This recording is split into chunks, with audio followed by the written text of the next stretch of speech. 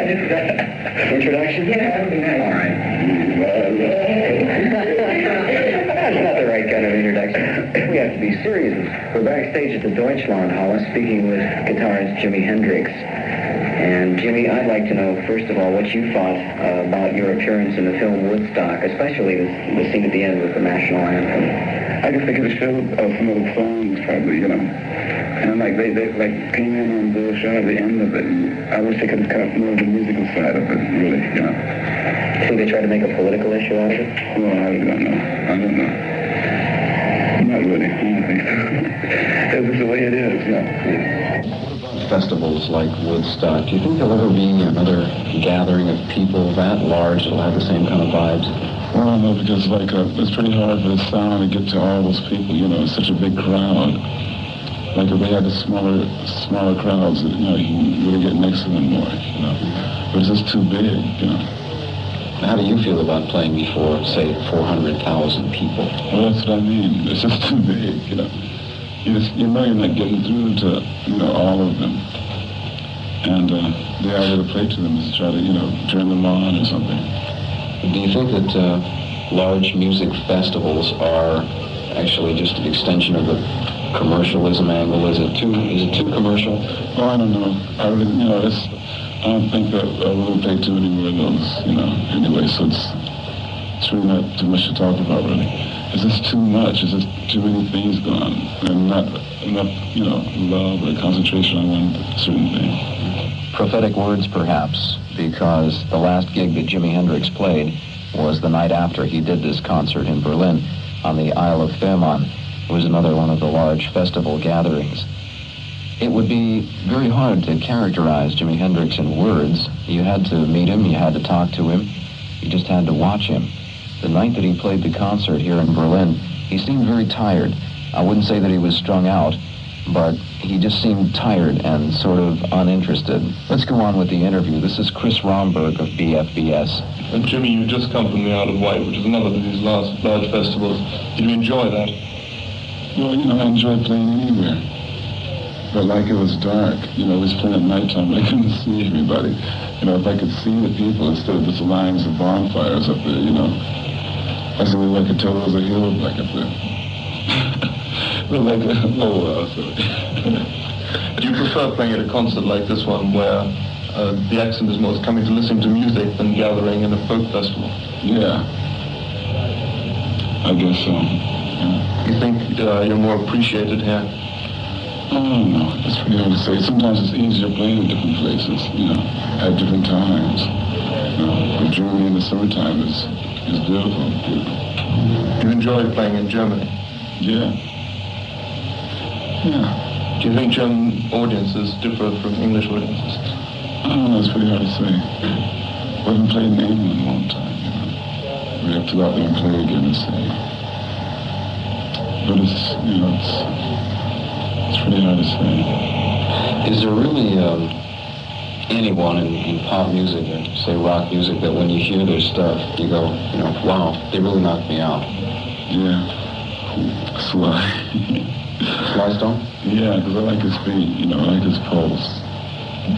You know, the music lover and dance to the music, all those type of things, you know. And Richie Haven, which is out of sight. In remembering past performances I've seen by Jimi Hendrix, I had seen him in concert 3 times.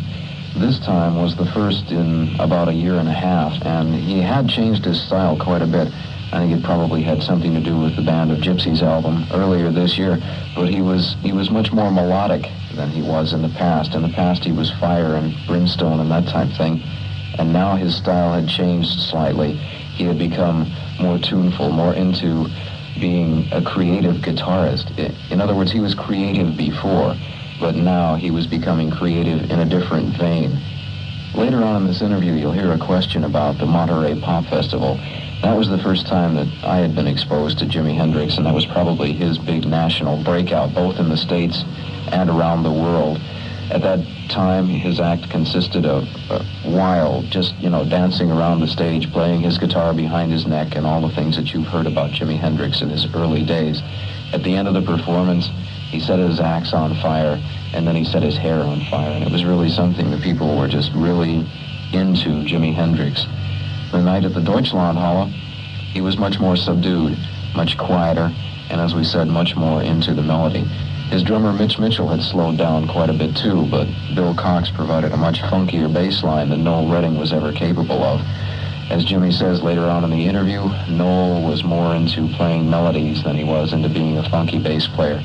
So let's go on with this unedited interview, again conducted the night of September 4th at the Super Concert in Berlin. Yeah, I was wondering about the experience that's appearing here in Berlin tonight. This is really, there's only one man difference from the original Jimi Hendrix experience, that being your new bass player, Bill Cox. I was wondering how... we have a new road manager too, don't forget. Jimmy McFadden. Besides Jerry Stickles and Eric Barrett. Well, we can't forget the plug. Well, you can't forget because like those are the ones who keep it together, right? Everybody forgets about that side of it, really. That's true. That's something I'd like to find out. Behind-the-scenes people normally do a lot more than you. It's like a beautiful airplane, and everybody almost forgets about the pilot sometimes, you know. And, you know, whatever kind of way you want to look at it. I was wondering about the group itself, however, and the reason that the original experience with Noel Redding and Mitch Mitchell, and now that you're back together with your old drummer Mitch, how Bill Cox came to you. Yeah, well, you know, him and I, we used to play together before, and like we're doing a lot of bass unison, bass and guitar unison things, you know, which makes it's nothing but like a lot of rhythms, or what do you call it? It's like patterns, like, you know. And like, I don't know, see, no, he has his own thing, you know, he gets his own, you know, group, he has his own group, and he's into his own thing, you know, he's more of an individual himself, I guess, like that. And like I wanted the bomb to be just a little solid, you know, Noel's more of a melodic player, you know, and Billy plays more of a solid space, you know. Do you think that the Monterey Festival back in '67 was the original starting point for what we could say is now the fame of Jimi Hendrix? For a group, yeah. Yeah, right. And as far as that Monterey Festival goes, I was there, and I thought there were a lot of fantastic performances there. Will there ever be anything in pop music like Monterey again? Oh, I'm not sure. I really don't know about pop music, you know. We'll tell you, you know, it'd be nice if it was. That's next wave around, or, you know, next time around. This is it. Oh, well, that's too much. How do you feel when you're on tour? How do you feel at the moment? Right. Yeah. I'm just worried a bit now because, like, I sound a tiny bit like a frog. You know, because last night we was playing so loud, I was just shouting on my tiptoes, and I felt like my kneecaps were up in my chest. And right now I feel kind of nervous, but I think it'll be all right. Because now we're going to go on and do our real gig, like Mitch will be playing drums and Bill playing bass, and I'll be playing guitar. You know, instead of up there screaming. You know. Do you get very worn out? Yeah, but certain things will charge me in an instant. I might get worn out in an instant too. Other things. Like interviews, maybe? Well, sometimes they're fun, you know. Yeah. Okay. Sometimes they're fun to do, too. Yeah, I wish we would have caught that at, you know, at a more unnervous time, because like right now we have to go on, so. Like, really, we understand. At this point, I think some personal business should come up, perhaps, in this interview. I've never been on film, and I've never been on television before. I've done strictly radio and had a very short career at that.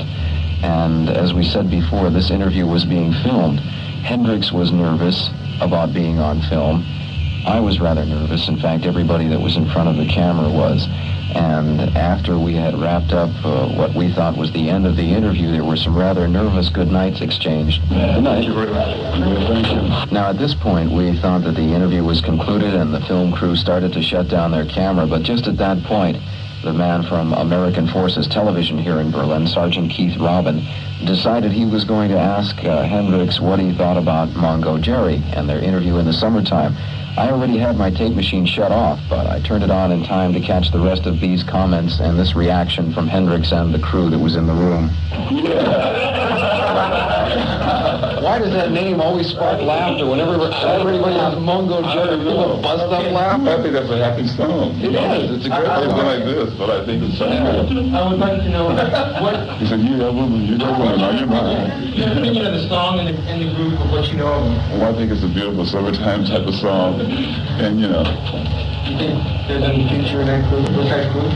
Well, I don't know about the group, I don't know about the group, but the the song is cute. You know, it's nice and happy, and it's nice and light, and it gives lays it down.